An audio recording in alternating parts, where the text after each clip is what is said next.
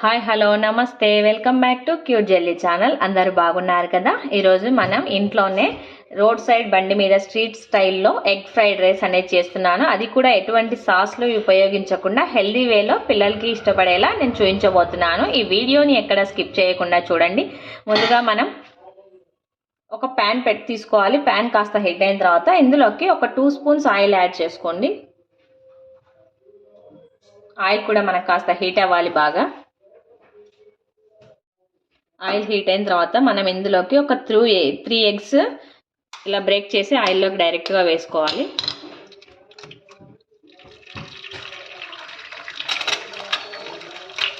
ఈ విధంగా 3 eggs break చేసి తీసుకోవాలి. ఈ ఎగ్స్ని వెంటనే కదిలించొద్దండి. కాస్త ఫ్రై అయిన తర్వాత మనకి కదిలించినట్లయితే ముక్కలు చిన్న చిన్న పీసెస్గా ఉంటే ముక్కలు ముక్కలుగా తినేటప్పుడు బాగుంటుంది రైస్లోకి.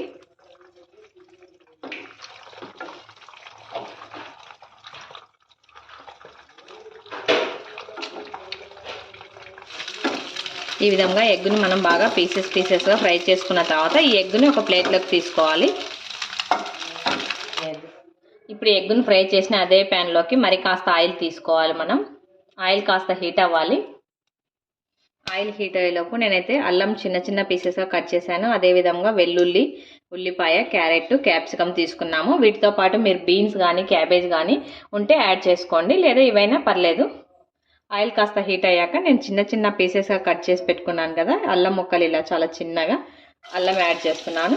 అదేవిధంగా వెల్లుల్లి రెబ్బలు కూడా ఈ విధంగా చిన్న చిన్నగా కట్ చేశాను. వెల్లుల్లి కూడా యాడ్ చేశాను. ఫస్ట్ ఈ రెండింటిని కాస్త ఒక రెండు సెకండ్లు ఇలా జస్ట్ ఫ్రై చేసుకోవాలి ఆయిల్లో. అంటే వీటి ఫ్లేవర్ బాగుంటుంది ఆయిల్లో ఇలా ఫ్రై అయితే, తినేటప్పుడు మనకు బాగా తెలుస్తుంది. వీటితో పాటు చిన్న చిన్న పీసెస్గా కట్ చేసి పెట్టుకున్న ఆనియన్స్, అదేవిధంగా క్యారెట్, క్యాప్సికమ్ కూడా యాడ్ చేస్తున్నాను నేను.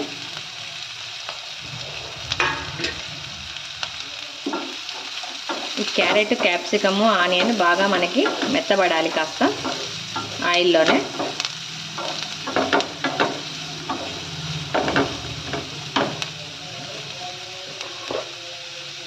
ఈ వెజిటబుల్స్ యాడ్ చేసుకున్న తర్వాత ఒక 1/2 స్పూన్ ఉప్పు యాడ్ చేస్తున్నాను నేను.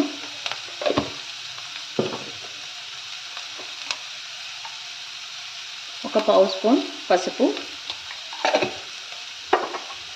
ఉప్పు పసుపు వేసి బాగా కలుపుకొని మనం ఇవి ఫ్రై అవ్వడానికి మనకు ఒక 4 నుండి 5 నిమిషాలు అయితే పడుతుంది. మనకి ఇవి మెత్తబడితేనే తినడానికి బాగుంటాయి రైస్లోకి. వీటితో పాటు కొద్దిగా కరివేపాకు రెమ్మలు,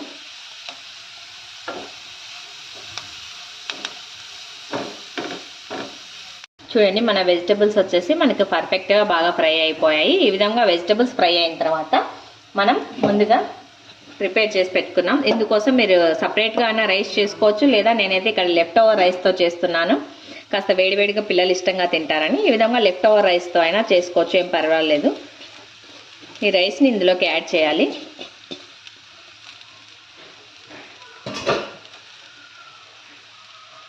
రైస్ని యాడ్ చేసిన తర్వాత ఇందులోకి ఇక్కడ నేనైతే కారం ఏమి యూజ్ చేయట్లేదు. ఒక 1/2 స్పూన్ మిరియాల పౌడర్ యాడ్ చేస్తున్నాను నేను. ఇదే సరిపోతుంది, టేస్ట్ బాగుంటుంది కారం కన్నా కూడా.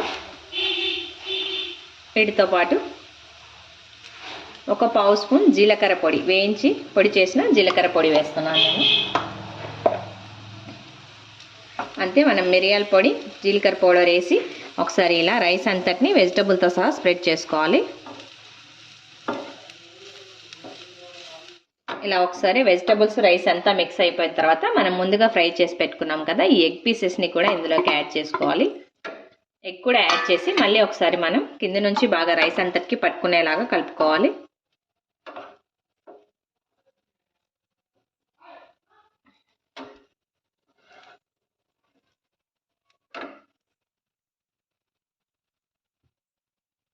లాస్ట్ అండ్ ఫైనల్గా కొత్తిమీరని చిన్న చిన్న పీసెస్గా కట్ చేసుకొని ఈ విధంగా యాడ్ చేసుకోవాలి. కొత్తిమీరని కూడా మనం బాగా మిక్స్ చేసుకోవాలి. ఇలా